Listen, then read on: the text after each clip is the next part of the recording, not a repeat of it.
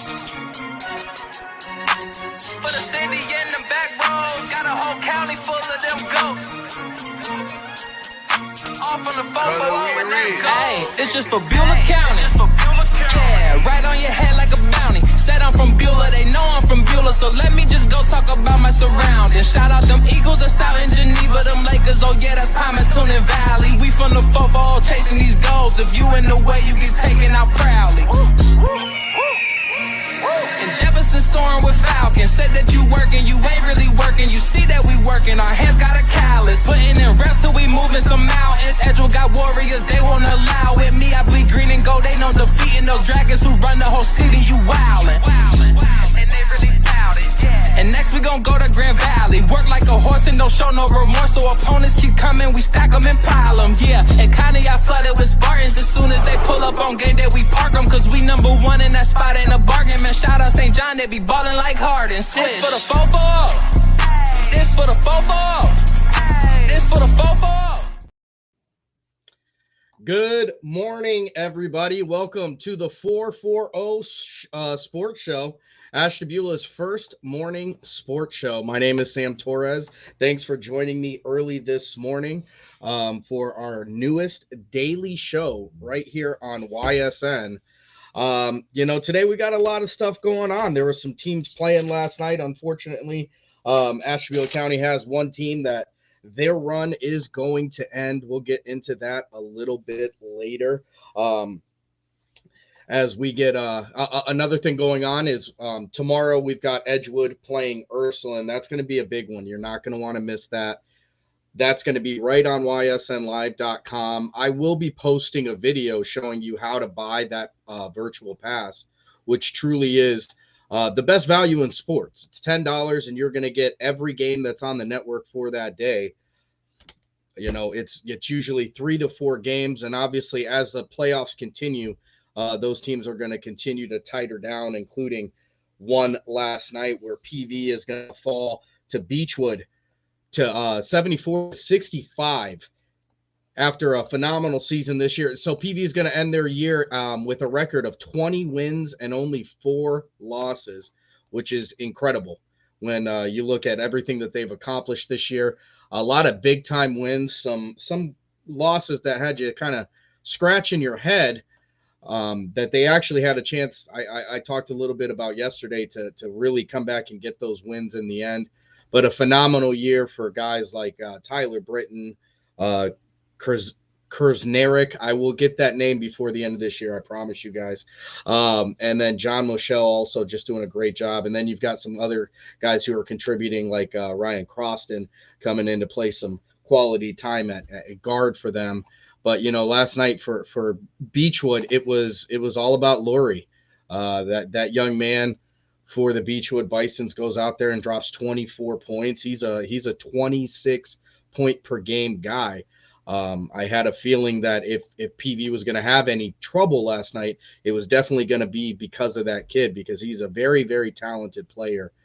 And even though they've only got 15 wins, the same way I talked about Geneva yesterday, I guess I can apply that to the Beechwood Bisons this year.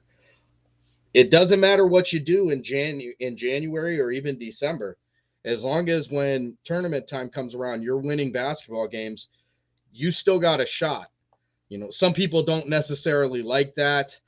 Everybody making the tournament, everybody, it's just like, what's the point of the season? But I do know that it makes it very exciting. We've had upsets already. We've had teams from the network upset other teams from the network, which is really, interesting, because you watch these teams all year, and even us when, we're calling games and broadcasting games and looking at stats and, doing all this work behind the scenes to try and give you guys an idea of what we're seeing and try and make sure that these kids have as much exposure and as much time as you possibly can give them. Even with all that going on, these upsets still happen, which is one of my favorite parts of basketball. It's part of a big reason on why March Madness, I think, draws everybody in, myself included. I'll be the first one to admit that when it comes to watching college basketball, I don't really tune in until mid-February if there's a great game, I'll peek in when some of the juggernauts are playing. But outside of that, I'm not even paying attention in mid-February. And also, to be very honest, the only reason I'm watching at that point is so that I think I have a shot at that $1 million bracket that everybody has been looking for since Buffett instituted it. One of the things I wanted to talk a little bit about as well, with high school basketball, I think one of my complaints has always been the fact that in Ohio, we don't have a shot clock.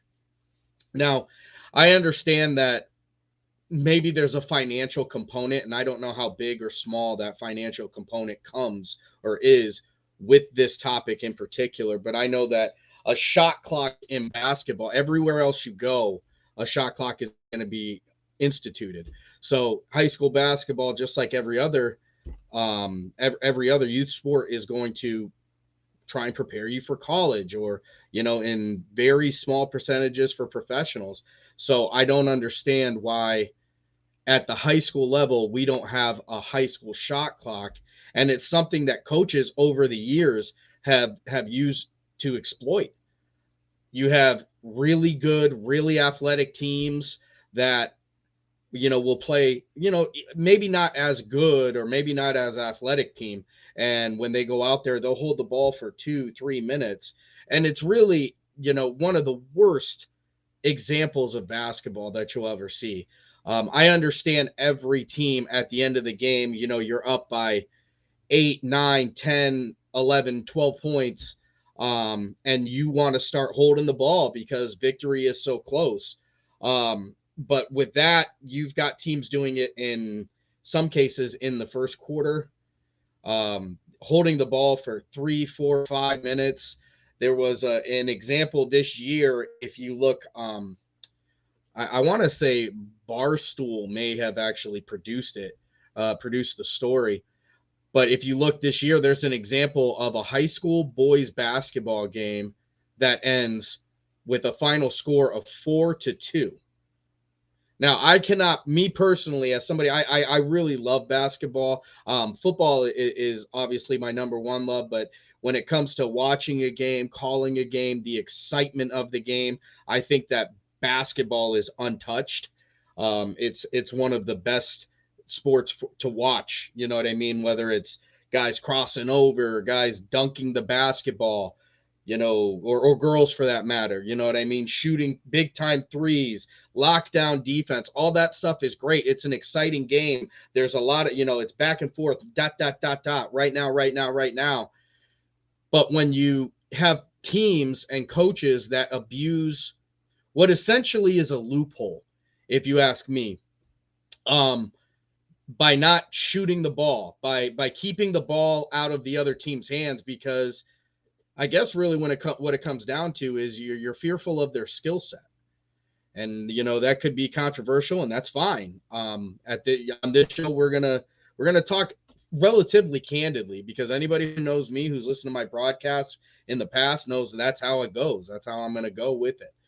But, it's an abuse really of the rule. And ultimately, and this is what I think sometimes people forget, and it's unfortunate that people do forget this, is ultimately who's really getting the benefits are the adult, and the detriment is going toward the kids.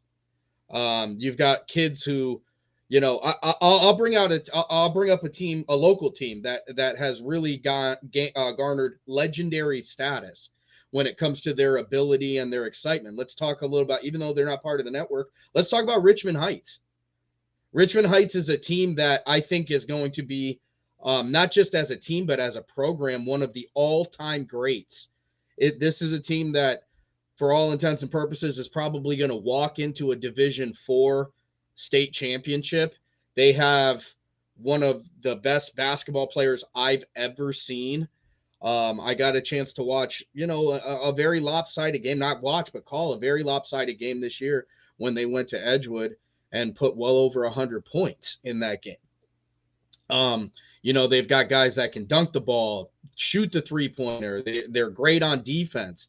But overall, I guess what I'm trying to say with that team in general is they're exciting to watch.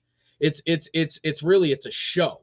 these kids are out there and they can really show all of their talents, and it's fun to watch. In Northeast Ohio, there aren't too many times where you're going to get to see a team that is that good, not just on offense, on defense too. This is a team that blocks shots like Dikembe Mutombo. I mean, they send shots into the stands. It's just fun to watch. And I say all that to say, for most coaches, I think when they attack a team like Richmond Heights, and if they don't say that they are going to try and utilize that shot clock loophole, I think that's a farce.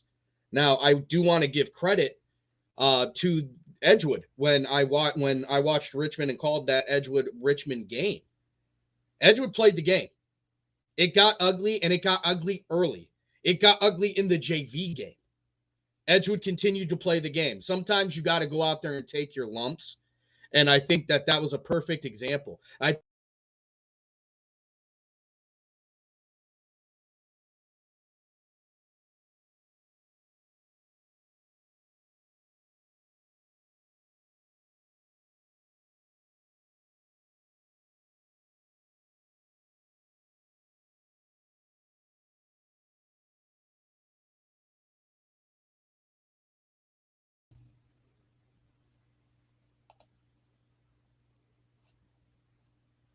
Sweet.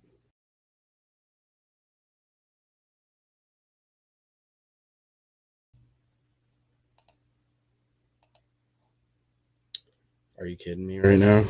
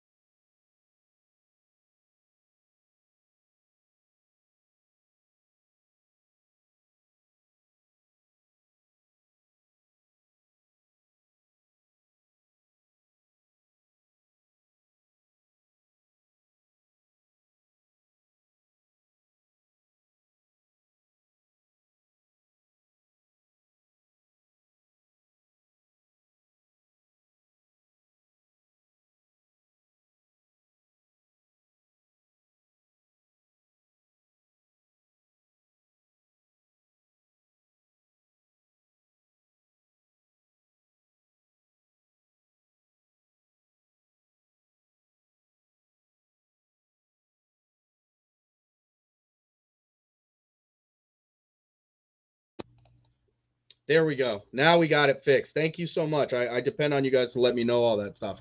We're back. We should be back up and running. Gotta love live.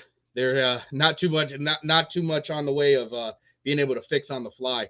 But anyway, what I was saying, getting back to that just really quickly, Edgewood goes out there and they take a tough loss to Richmond Heights this year. But and I'm not speaking for Coach Bowler, but I would venture to say I think those kids learned more from that game than any game where they were winning the game. And that's all because that coach decided he was going to let his guys go out there and take the lumps and let them learn. And, being humbled at times is a very valuable tool. And, what coaches are doing by exploiting the shot clock in high school, I think is I think it's a detriment. I think you're essentially stealing from the game.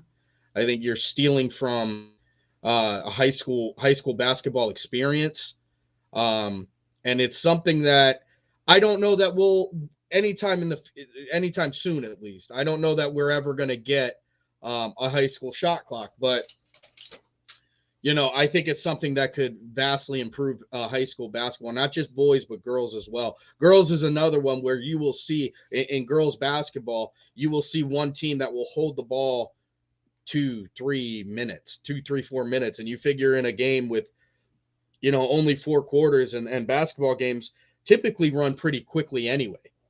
It's really it's cheap, and it's something I think that I don't know if it's necessarily the best example, and I'm sure that there are some coaches out there right now or some coaches that are going to watch us in the future that think I'm an absolute moron and that Killing the clock is part of the game, but I think my argument to that would be that killing the clock isn't part of the game in any other part of basketball except high school. So what are we really preparing? And is it really, are you just coaching, or are you playing out of fear? Do you not necessarily, are we actually getting to see who the best team is without a high school shot clock? That's my question to you and anybody who's watching this at a later time. Without a high school shot clock and with the ability to essentially kill the clock, are we ever actually getting to see who the best team out there is? And furthermore, going down that line a little bit more, what makes the best basketball team to you? How do you determine that? Is it the team that scores the most points? Because I think that's the easiest way to kind of decide who the best team is. But I think a lot of people have different answers than just that. I want to talk a little bit about, as we're talking about other high schools and all the area athletes, I want to go through a list. The Ohio Prep Press Writers Association released their all Northeast Lakes districts teams. Now this is a list that's going to be put together by the Ohio Prep Writers Associations. I'm sorry, I'm going to get that out. And this is including Ashtabula, Lake, Geauga, Lorain, and there's one more in there, and I'm not sure, but it's not Ashtabula, so I'm not necessarily worried about it right now. But some really high-level thinkers, high-level press writers put together this list, and it's something that's well-respected. It has been. It's established for years before me, and it's going to be established for years after me. It's a great achievement for these kids to be named to this list, and I just want to send a personal congrats to all these kids, and I'm going to go ahead and name them from by division going down on, and with only one team, I just want one team still playing, and that being the Edgewood Warriors, getting ready to take on Ursuline tomorrow. I want to congratulate everybody for their successful season this year. Even if you went out and didn't get a W this year, that's okay, because you got to get better. I guess it's not okay, but even if you didn't get a W this year, take something from it, learn from it. Basketball is a beautiful game. It's an awesome sport. There are more things you're going to learn on the court than you even realize at this time, not just about you, but about life itself. So take every experience that you get with this beautiful game, apply it to your life. If you went out and you couldn't get a W this year, make sure that you're working double hard in the off season, because for every minute you're not working, somebody else is working. And that's what the difference between the teams who are going to continue to play all the way down to Dayton and the teams who are preparing for baseball, softball, and track right now. There are some kids that are out there that are working harder, and the harder you work, the longer you're going to play. Getting into this list, going to start right there with the big dogs at Division I. Sending a huge shout out to Deshaun Williams from Lakeside High School, who makes the third team. Honorable mention from Lakeside as well, Jimmy Timoneer and Cam Crockett. All three of these guys, I've gotten a chance to both cover. I've gotten a chance to watch all of them develop as basketball players. Deshaun Williams is one of those guys that they had to look to at Lakeside this year to pick up the scoring. He was going to be the guy. And you know that anytime you are the guy is going to guard you as well. And those coaches are preparing around you. But Deshaun is, he's a phenomenal basketball player. His ability to shoot is really one of the things that separates him out there. Jimmy Timoneer, one of the best athletes, period. Best athletes out here in this area. It's really fun to get to watch him play. He took a little bit of a different role this year for Lakeside as well, going a lot more time on rebounding and that sort of thing. And Cam Crockett, every time we watch him, we jokingly gave him the nickname Captain Chaos, because when he was out there, he caused absolute chaos. The man is he's a really high level defender. He has the ability to get rebounds. He locks down passing lanes. It's really fun getting to watch him to play, and I wish all these guys the best. Jimmy, I know, will be returning next year as he's a junior for Lakeside. Moving on to the Division II Northeast District. First team, I don't think that there's any argument here. And if you did, you didn't watch basketball this year. With averaging 25 points a game is Edgewood's Zach Venzel. We're going to get to see this on full display tomorrow when they take on Ursuline right here on YSN Live. Zach Venzel has been a scoring threat the entire time he's been a varsity basketball player. This is a kid who can shoot. He, we've done interviews with him because he's been our player of the game. He shoots the ball well. One of the things that I admire about him is the amount of work he put in on rebounding and becoming a more complete basketball player. And I think his work on becoming a more complete basketball player, including being able to finish at the rim much more efficiently. I think Edgewood has this stigma that nobody wants to get to the rim. All they're going to do is go out there, and if it's inside the arc, they don't care about it. And this year, they've done a really good job of shaking that stigma with guys like Venzel finishing at the rack, with guys like, moving on down the list for Edgewood, honorable mention, Logan Cray, James Montanaro, and Jacob Ernst. Jacob Ernst is a third-teamer. Logan Cray and James Montanaro, all honorable mention. Jacob Ernst, if you don't know about him, you better learn about him. That kid is a certified hooper.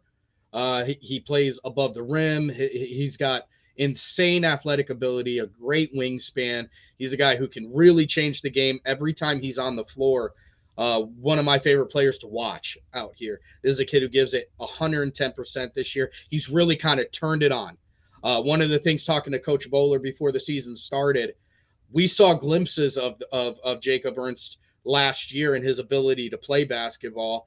I asked him about it going in, and one of the things Coach Bowler talked about was if we can get him to turn it on during the game, there's nobody out here that can stop him. James Montanaro, the quiet storm.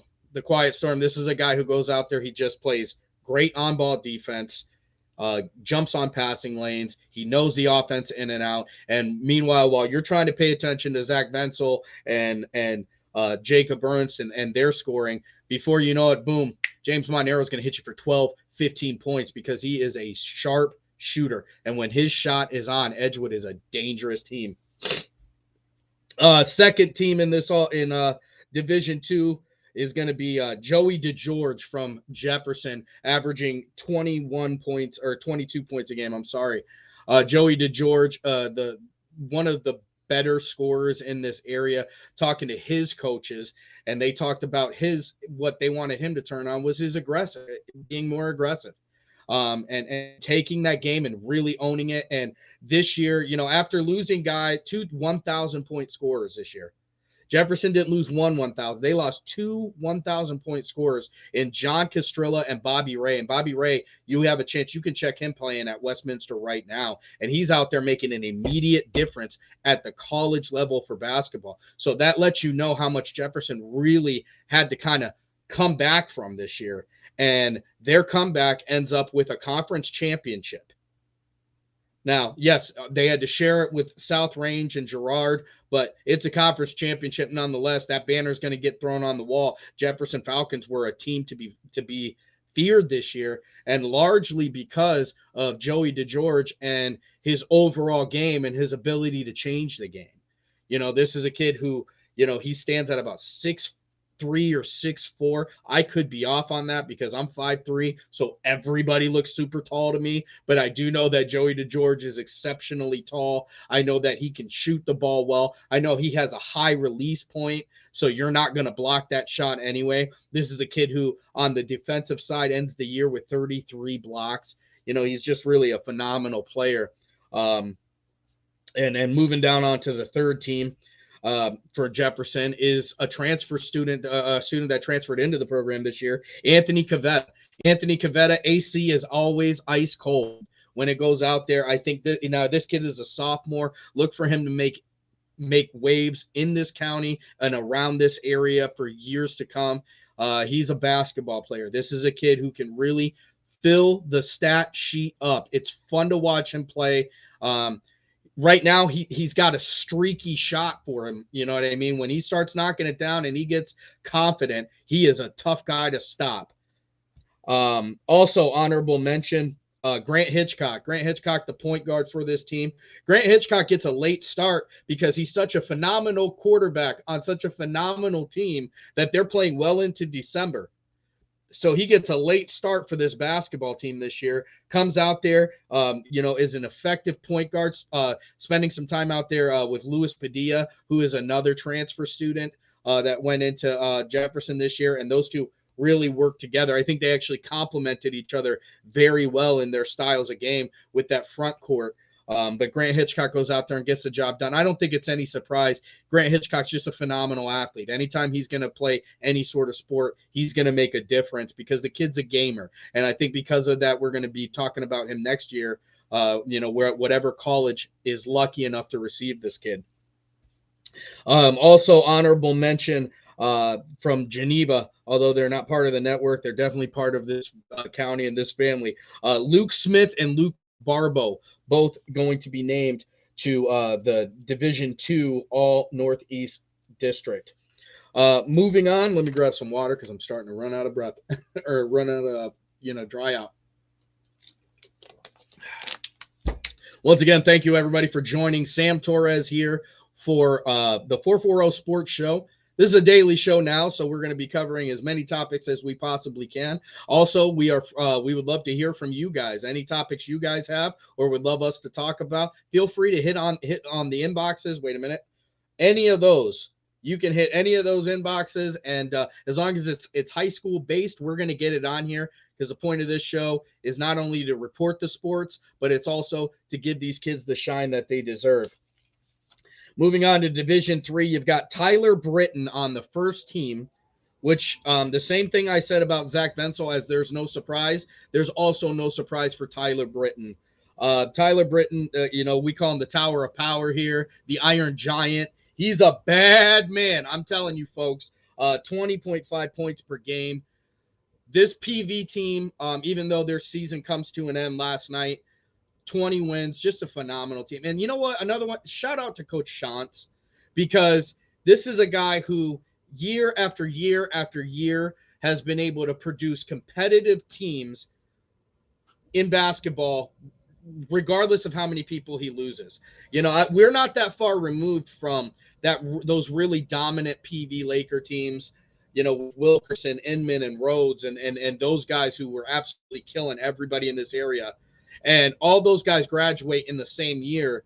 And in some cases, it takes coaches, 2-3 years to get right back to that high level of basketball. PV is the definition of, we don't rebuild, we reload. And they had to have guys step up, and they had to have guys come out and play the game and really make a difference for them. And Tyler Britton is a big part of that. That's why they were out there and able to win 20 games this year, including, getting redemption over some of the teams they lost to. Second team, Blake Kersnarek. He's a 15-point per game guy. He's another guy, 6'3", 4, might be 6'6". It's hard when you're always looking up at these guys, as you can see from my interviews, to accurately judge their height. But this is a guy who is able to shoot the ball. One of the things I liked watching about him is, even though he's not necessarily going to be kind of a banger when it comes to being in the post, this is a guy that knows how to use his length well, gets his arms in the way, able to change passing lanes, able to block shots. Even if he's not blocking your shot, just having to shoot around does enough that it makes it difficult for the offensive player to score on him. He's a second teamer for Division III. Third team for Division III is Chance Loomis from Conneaut. And if you haven't got to watch this kid play basketball, you're really missing out. This kid is an electric player. He's a guard. I don't even think he's 6 foot, but I know that he is silky smooth with the ball in his hands. And this is a kid that I don't necessarily want to compare him directly to an NBA player like Westbrook or anything, but his game it reminds me of that kind of, because once he starts making some shots, before you know it, he's got 25 points. He's able to hit mid-range. He's able to shoot the three. He's able to cross you over, take you to the bucket, and get the job done. Chance Loomis, he's a phenomenal player. That's all there is to it. And, he's a young guy that's coming back, and Coach Tallback, I'm sure, is very happy with the fact that he's going to get another year with this guy because he's a scoring machine. So Chance Loomis from Conneaut. Third team, D3 Northeast District. Honorable mention for this district, Luke Harvey, Zane Nesparenko, and John Moschel, all from PV. All right, and getting to the final boys district, Northeast District choices. We've got Jesus Hernandez and Ben Narducci from St. John High School. Jerry Schultz and Logan Zierzo from Grand Valley. Got a chance to watch all of these guys play this year as we've called games for both of these teams. And Jesus Hernandez is a guy, if you want to check him out, if you want to know what his deal is, go over on the Instagram. Actually, you can go over on our TikTok right now, too, because he's got some in-game dunks that are up there. Jesus is a kid who he's a soccer player, so his footwork is phenomenal. He is a kid who definitely sits about 6'2" or 6'3". He's able to kind of give him that dream shake down there in the paint. He is another kid who's able to shoot the mid-range jumper, which is a lost art. He is able to change people's shot. He takes defense personally. It's very fun to get him very fun to watch him play. And then we got to talk about the sophomore over at St. John. This is a young kid, Vin Narducci. Vin Narducci with a 43-point game this year, hitting 9 threes in one game.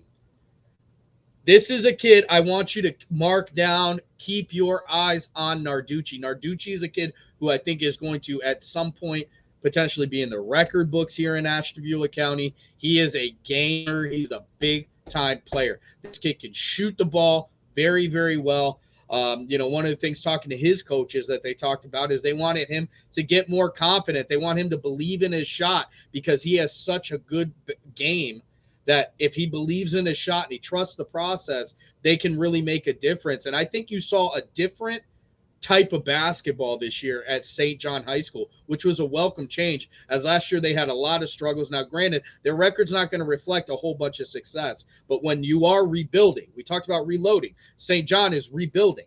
When you are rebuilding, you got to take all of those efforts and all of those achievements, and you got to magnify them because that's what's going to help push these kids to the next level. And I think when it comes to the future of St. John basketball, it's in great hands. And I think one of the reasons is this young man right here, Vin Narducci, and his ability to score. Honorable mention, Division IV, Jerry Schultz and Logan Zierzo. Logan Zierzo is one that sticks out to me as well. He gave some quality point guard play to Grand Valley. Grand Valley lost a lot last year. Almost all of their scoring walked out the building with a cap and gown last year. So Coach Turk out there doing a great job of rebuilding that program as well. One thing about Grand Valley is they, even when they're down, they're still on their way up. They're never going to settle there. Like the song says, work like a horse with no remorse. That's what they're going to do. So congratulations to those guys out there in Grand Valley. And I cannot believe that's going to be it. And we're going to be talking about baseball season here very soon, which I do want to mention one player in particular that I saw a very cool video, but we'll circle back to that.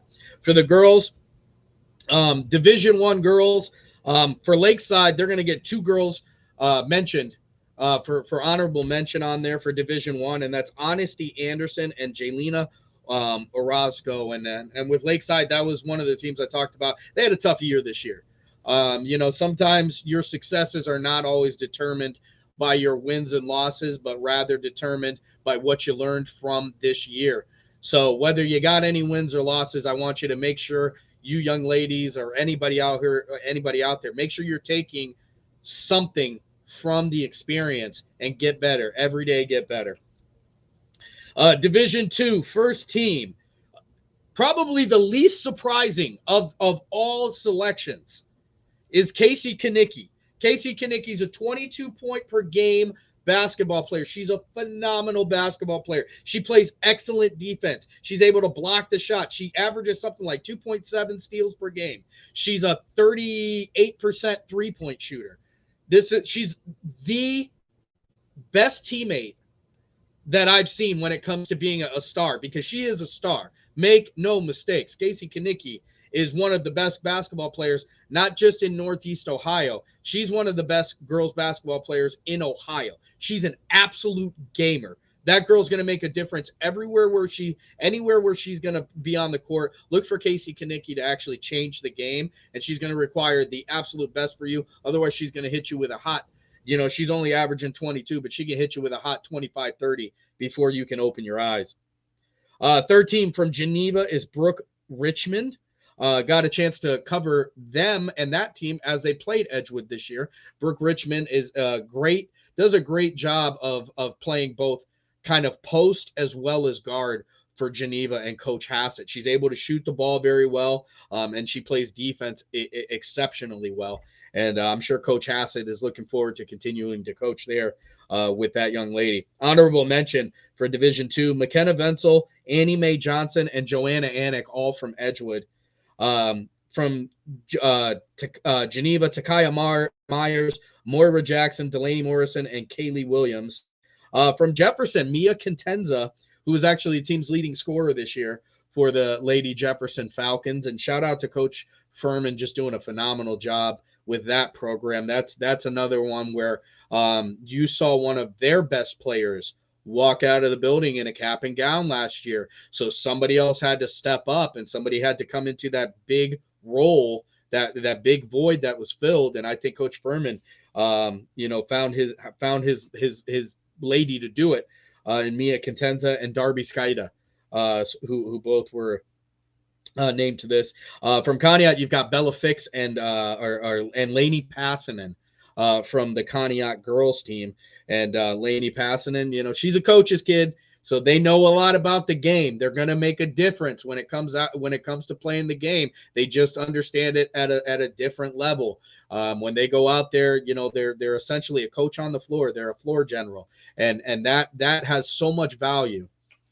Third team, or Division III, third team, PV's Elena Nesparenko.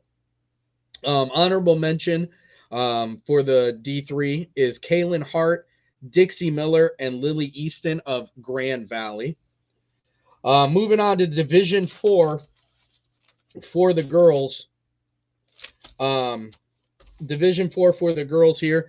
First team, the same way I said that Casey Kanicki, sorry, let me drink a little water.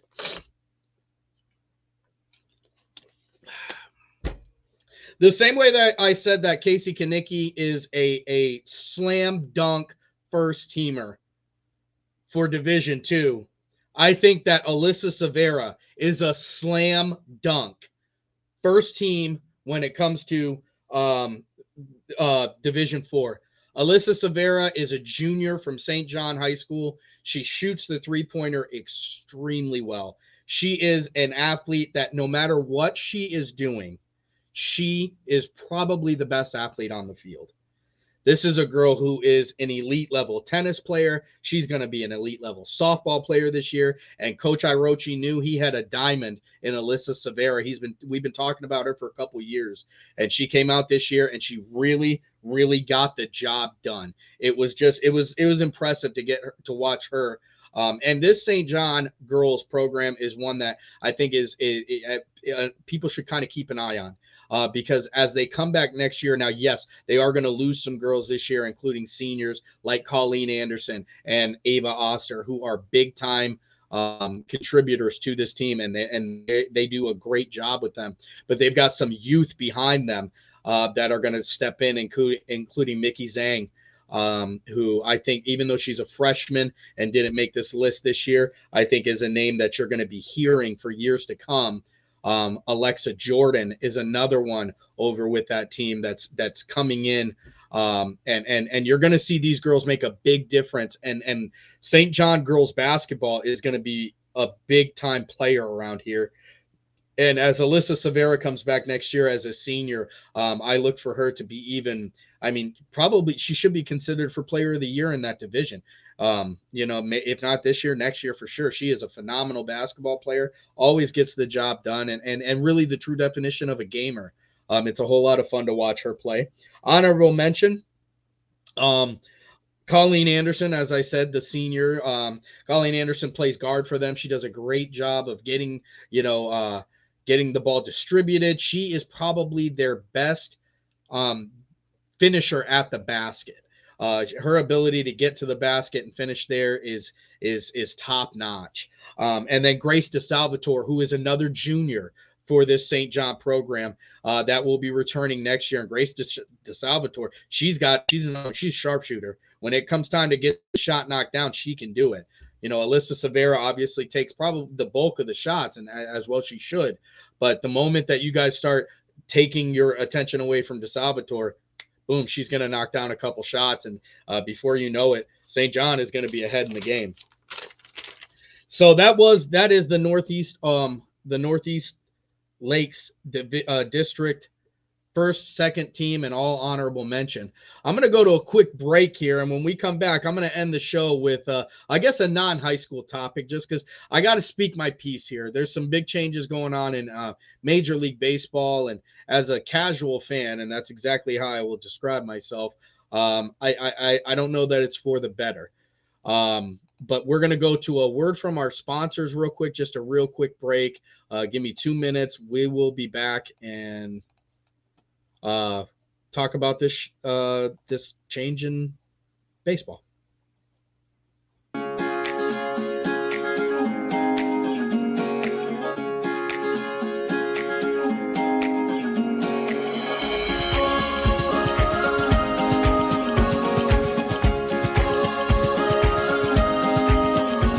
Locally owned and operated, Sheely's relaxed shopping experience means browsing and lounging is always encouraged. Find Flex Deal and more at Sheely's Furniture and Appliance, because the best things in life happen at home. How lucky are we to have not one, but two 18-hole Donald Ross Championship golf courses right here in our backyards. Mill Creek Golf Course was selected by Golf Week as one of America's 30 best municipal courses, continuing to challenge golfers of all levels and featuring golf instruction by PGA professionals, a state-of-the-art practice range, a PGA of America recognized pro shop, kids programs, and a relaxing grill room for a memorable golf experience. For more information or to schedule a tee time, visit millcreekmetroparks.org. Fall is in the air. The kids are back to school, crowds are cheering for the home team, and Myers Family Insurance is prepped for another crazy Medicare season. Every year there's changes, some big, some small, so it's important to have a conversation to make sure your plan is going to meet your expectations for the coming year. Give our team a call today to schedule your annual review. For all your Medicare needs, call Myers Family Insurance or visit us on the web. Check us out online at MyersFamilyINS.com. Going from mindful to mindful sometimes requires a helping, healing hand. Insight Clinical Counseling and Wellness offers a continuum of mental health and wellness care. At Insight, we're changing the way you receive counseling and wellness services with experienced licensed clinicians and expertly trained wellness staff. With 4 locations in Mahoning and Columbiana County, along with telehealth services, Insight offers clients quick access to care when they need it. Transform your mental health and wellness at Insight Clinical Counseling and Wellness. All right, welcome back to the 440 Sports Show, Ashtabula County's first and only morning show discussing sports. I'm Sam Torres, and I just wanted to come back, and before we're going to kind of tie this show in a bow, I want to bring up a change to a game that I'll be honest with you, it's not my number one. It's not my number 2. My number 1 is definitely football. My number 2 is basketball. But I definitely have a love for baseball. I love to watch it, just like many and millions of other kids. I played some Little League. I played, all the way, I think, up until my freshman year of high school or sophomore year, because I played as a freshman. But baseball is one of those sports that if you don't love it, it shows, and the guys who love it are going to pass you very quickly. But I want to talk about this MLB pitch clock. Now, I've seen some of the games, and I know some of the biggest complaints for baseball has always been the length of the game. 3.5 hours is too long, and this, that, and the game is quite boring, and all of these sort of things. And I would kind of counter with, first of all, the game is not boring if you understand it. Low scoring games are really a fun game to watch, particularly if a pitcher is out there just, icing down batters. It's fun to watch that because you just don't get to see it all that often. If there's anything wrong with baseball when it comes to length, it's the season, because 162 games it seems a bit excessive. Watching baseball, if you've got more than one team, is like a full-time job. You know what I mean? You're going to watch every single day. There's games. And one of the things I love about football, and even football is kind of starting to go toward the other side of that, is it's a commitment you make once a week, once or twice a week. If you like high school, it's 3 times a week, but it's all toward the end of the week. You end it with Monday Night Football, but there's a finite grouping there in the middle where you don't have any football, and you can kind of go back and watch and learn and take some stats and figure stuff out. With baseball, you never get that break. It's now. We got to get 162 games, and it gets a bit tiring. And I think if there's a problem with length, that's the problem, not the pitch count. I'm watching games now where, I've seen if a batter steps out of the batter's box, they're getting a strike. If a pitcher, takes too long to pitch, it's an automatic ball. And while none of this it may seem trivial at this point, I think about the games in October, the games in the postseason. As an Indians fan, I think, or a Guardians fan, I think about how heartbreaking it would have been to lose a playoff game because Kluber, was shook up and just needed an extra second to kind of compose himself. Or, Carlos Santana steps out of the batter's box because, this next pitch is going to decide whether or not his team continues to play. Or Roberto Perez when he hits, or Rajai Davis when he hits that home run. If you think about the gravity of that time and the huge amount of pressure that are on those moments, sometimes these players, because I think we tend to forget that these players at the end of the day are just human. Sometimes these players need an extra minute. Baseball is a game of feel. It's a game of timing. How many times have you seen an ace pitcher go out there and it basically looks like he's throwing batting practice to the other team, and you'll hear coaches talk about, well, his timing's off. He just doesn't have his stuff today. But baseball, in an effort to close down these games, or not close down these games, but to tighten these games up so they can get it in that little neat and tidy 2 hours, decided that what they were going to do is sacrifice player comfort. And I think that that's a huge part of the game. I think it's a mistake.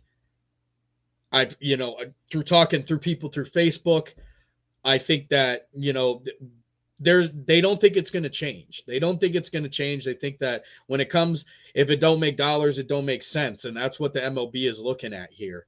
But I think you're going to have a bigger problem than you realize. The shift is another issue. They're instituting all of these different rules. You look at the shift, which to me just promotes incomplete hitting. You know what I mean? The fact that they're not allowed to shift. So that's my spot on that. This is a high school show, but as professional sports issues happen, it's going to affect everybody. So we're going to talk about, stuff like that periodically. But that's going to be the show for today. I want to thank everybody for joining us today, or joining me today, and invite you guys to join us again tomorrow, as this will be a daily show starting at 8 a.m.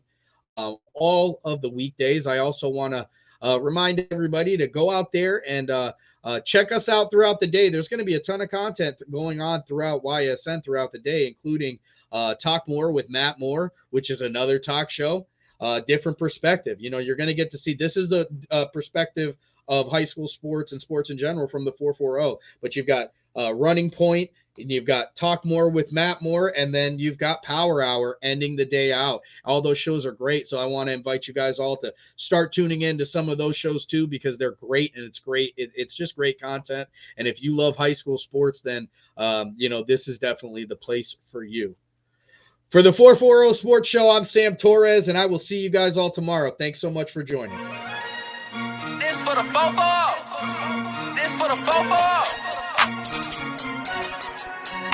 For the city in the back roads, got a whole county full of them goats.